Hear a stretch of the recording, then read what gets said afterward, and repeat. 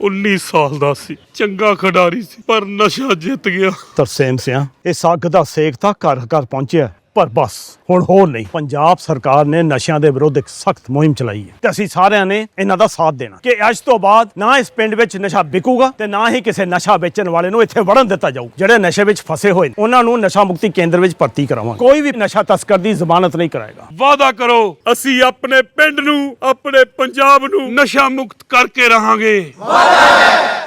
भारत अपने किसानों के, पशुपालकों के और मछुआरे भाई बहनों के हितों के साथ कभी भी समझौता नहीं करेगा। भारतीय जनता पार्टी को ये बात 10 साल पहले सोचना था कि हमें अपने किसानों के हित के लिए, खेतीबाड़ी के लिए, दूध और दूध के बने हुए तमाम पदार्थों को लेकर के हमें हमेशा चिंतित रहना चाहिए और प्राथमिकता पर हमें अपने हर सेक्टर का ध्यान रखना है। मैं जानता हूं व्यक्तिगत रूप से मुझे बहुत बड़ी कीमत चुकानी पड़ेगी, लेकिन मैं इसके लिए तैयार हूं। उद्योग खत्म हो जाए, उद्योगपति कारोबार खत्म हो जाए, किसान बर्बाद हो जाए, नौजवान को नौकरी रोजगार न मिले तो हमारा देश जा कहां रहा है। जो लोग ये दावा करते थे कि दुनिया में सबसे मजबूत रिश्ते हैं, कोई देश ऐसा नहीं छूटा होगा जहां पर भारत को सम्मान न मिला हो, उसके बाद आज ये कहना पड़ रहा हो सरकार को, तो ये बड़े दुखद है कि हम फॉरेन पॉलिसी पर पूरी तरह असफल रहे हैं। सर किसान के हितों पर जो वादा किया था कि हम आय दोगुनी करेंगे, वो आय दोगुनी नहीं हो पाई। नौजवान को नौकरी रोजगार नहीं मिला है और जिस तरह लगातार पाबंदियां लगती जा रही हैं, ये कहीं न कहीं हमारा देश संकट में है, अर्थव्यवस्था संकट में है, किसान संकट में है, नौजवान संकट में है, पूरा चौतरफा हमारा भारत गिर गया है।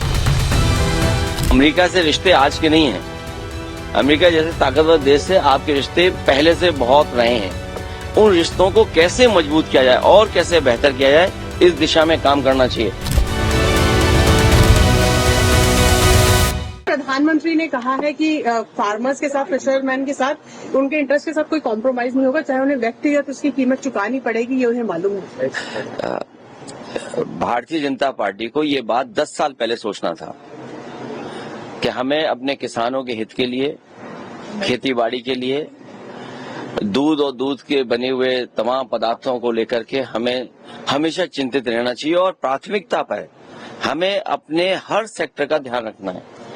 उद्योग खत्म हो जाए, उद्योगपति कारोबार खत्म हो जाए, किसान बर्बाद हो जाए, नौजवान को नौकरी रोजगार न मिले तो हमारा देश जा कहां रहा है। जो लोग ये दावा करते थे कि दुनिया में सबसे मजबूत रिश्ते हैं, कोई देश ऐसा नहीं छूटा होगा जहां पर भारत को सम्मान न मिला हो, उसके बाद आज ये कहना पड़ रहा हो सरकार को, तो ये बड़े दुखद है क्योंकि हम फॉरेन पॉलिसी पर पूरी तरह असफल रहे हैं। सर किसान के हितों पर जो वादा किया था कि हम आय दोगुनी करेंगे, वो आय दोगुनी नहीं हो पाई है। नौजवान को नौकरी रोजगार नहीं मिला है और जिस तरह लगातार पाबंदियां लगती जा रही हैं, ये कहीं न कहीं हमारा देश संकट में है, अर्थव्यवस्था संकट में है, किसान संकट में है, नौजवान संकट में है, पूरा चौतरफा हमारा भारत गिर गया है।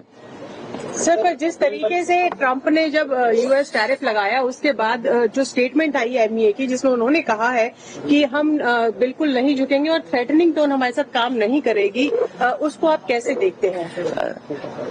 अमेरिका से रिश्ते तो आपको रखने ही पड़ेंगे और अमेरिका से रिश्ते आज के नहीं हैं।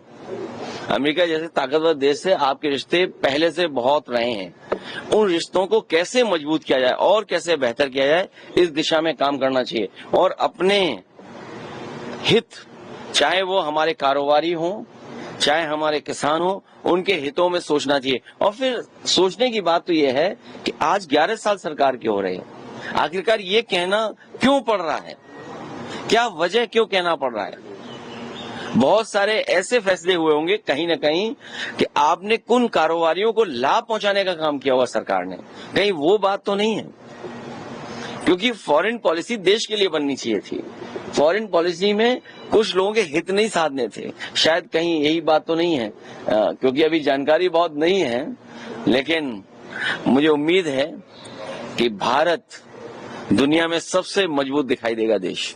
सर प्रधानमंत्री चाइना भी जा रहे हैं, सर प्रधानमंत्री चाइना जा रहे तो हैं, हमारे डोभाल जी मॉस्को में है।